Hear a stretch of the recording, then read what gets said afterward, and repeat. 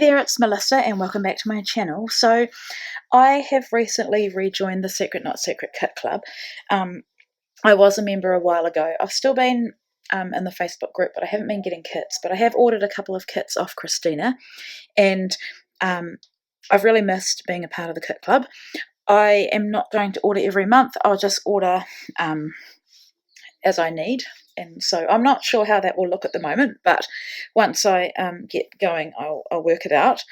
And anyway, today is the 9th, and that is the day that the members of the club share a layout for the Secret Not Secret Kit Club, and it's really to thank Christina and in honour of everything that Christina does for us. So what I have is this adorable photo of Brielle from 2017. She was at a preschool that shut. We absolutely loved the preschool and we were gutted when it closed. But basically one of the teachers was a photographer, or is a photographer, and took these photos of the kids. And I've had this on display all year round in my lounge because it is so adorable, but it is getting a little bit damaged, and I think the time has come for it to be scrapped. So that's what I'm going to be scrapping. And then I have this Merry Days collection, which I got from Christina at the beginning of the year, and I used it for my scrappy Christmas in July. And so I thought, because this is for the Secret Not Secret Kit Club, I would use a kit. So this is what I've got left. I don't have much paper. Really is down to scraps, so it's going to be quite challenging, I think, to make a layout. I find the photo intimidating because it's so beautiful, but rather than just have it getting ruined, or I guess not getting ruined, but it's definitely getting dusty and everything, I need to get it scrapped. So that's the plan. So I will put you on to fast forward. And actually, I suppose I should show you what I have got before I do that. I've got ephemera. I think there was a label pack. That's why a lot of these have the holes in them. Heaps of ephemera, die cuts, twine. Oh, I have stickers, more ephemera. Let's put this over here. Yeah, stickers. This was a tag pack, and I just love having that gold cardstock in there. Puffy stickers, the most beautiful snow globe shakers, normal stickers. I think that's meant to say Noel. I adore these thickers. This pack of hanging stars, which I really want to use on this layout, and I think this will be the feature of the layout. And the chipboard, which I've probably used a third. Oh, and these little paper clips. So that's what I have, and I'm going to get started.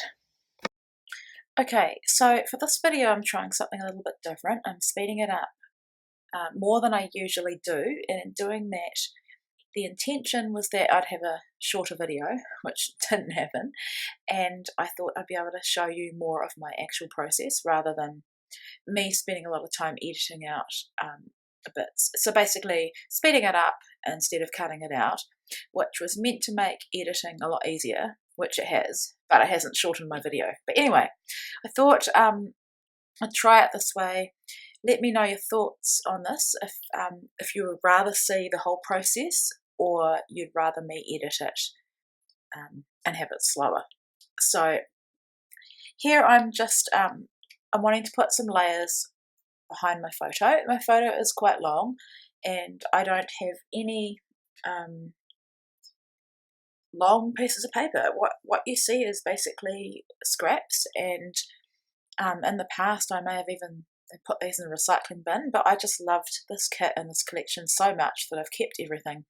And I think after a scrappy Christmas in July, I just put everything back in the bag, and I've got a plastic bin that I'm putting Christmas product in. And so I don't have much Christmas product. I'm rebuilding that again. I think it's because last year I did my December daily with my stash and got a lot of it used up, as well as summer themed product. So it's quite nice after you've done a spending freeze to be able to rebuild your stash. So I'm really, really happy that I was able to use the papers that I did use for this one. So I've cut them in half, and then when I put them behind my photo, you'll never know that they're not the full length. And I must really get a T-square ruler because I think that would make lining everything up a lot easier. Now, these stars were challenging. Because they are for wrapping, they have glitter on both sides of them. I didn't really realise this until it came to gluing them down. You think I would have noticed that now as I'm tying the string on, but I don't know, I think I was so focused on how I was going to do this that I didn't even have a look. Excuse me. So I used the packaging as a guide, and you can see it there to the left. Sorry, it's not in the full screen. And so I went with the 3 smaller ones and the 2 larger ones, which is what the example on the gift wrap on the packaging shows. And I loved the way that looked, and that was totally my inspiration for this entire layout. I knew, because I didn't have much pattern paper, and pattern paper is always my favourite product, I guess. I love embellishments too. I love puffy stickers. I love thickers. I love doilies. But pattern paper will always be my number one love from scrapbooking. So I did think about layering these off the side on the right. I knew I definitely wanted them to connect to the photo in some way so that they weren't just randomly hanging. And I think they still, when I finish this, they still look like they're randomly hanging, but it's okay. I'm okay with it. Sorry. Yeah, I've still got a little bit of asthma. It's getting better, but it just leaves me with this horrible dry cough. And yeah, it's not as bad as it was. So I'm quite happy with the placement there. The struggle now is what to put on the other side of my photo. So you'll see me go through a few options, and I love that little tree that you just saw. So while I think about that, I'm going to start adhering these papers behind my photo. So I use that mat as a guide. That's why I have it. That's why I have my layout on it. It's not really to protect the table or anything. It's more because I love the grid. So I'm just eyeballing the starting position, which I think is a couple of inches in or 3 inches in. And then I'm just trying to position these so that they line up. They don't have to be perfect, but I definitely want them to look like it's one piece of paper, or one strip, as opposed to 8 strips, if you know what I mean. So it was even hard to find pieces of paper that were going to work for this, because I literally am down to scraps. So I've even kept, like you'll see those stars, that's from a layout I made in July, for Scrappy Christmas in July, and I did a cut file from Confessions of a Paper Addict and ended up with all these stars, or negative pieces of stars, and I've kept them just because you never know, I could still use them. So now is the fun of trying to adhere this, and that was actually more hard than tying them together. So I do find with these glue dot dispensers that because the dot comes out on a curve, it's actually quite hard to get off. Anyway, I don't know if anyone else has found that problem. I decided I needed something else to the right of all of this, kind of to balance out probably the heaviness of the gold stars. So I've added some Heidi Swap Colour Shine in gold. I've recently found out that it was discontinued a year ago. I don't know how I missed that announcement. I'm down to like the last little bit in my bottle, and I have 1 full bottle left. I remember buying 2 when I bought some from Spotlight before we had Spotlight, so I'm really happy that I did that. So I'm also using liquid adhesive to glue these down, and it takes a bit because you've got glitter on the other side as well. Yeah, it's not like paper where it just adheres so easily. So this was a little frustrating and a little testing for me. Not entirely happy with the position of the star on my photo because it covers the little reindeer headband, but that's okay. It ends up looking fine.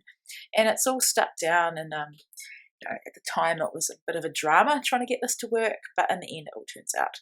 And these ones, the little ones, stuck easier. It's just the bigger ones. And so just sort of fiddling around here, coming to the end of that tombow. So that's why I'm having to continually shake it to get the glue to go down. So I did know that I was going to put a glue dot at the knot at the top, but I'm not going to do that until everything's glued down. So you can see there that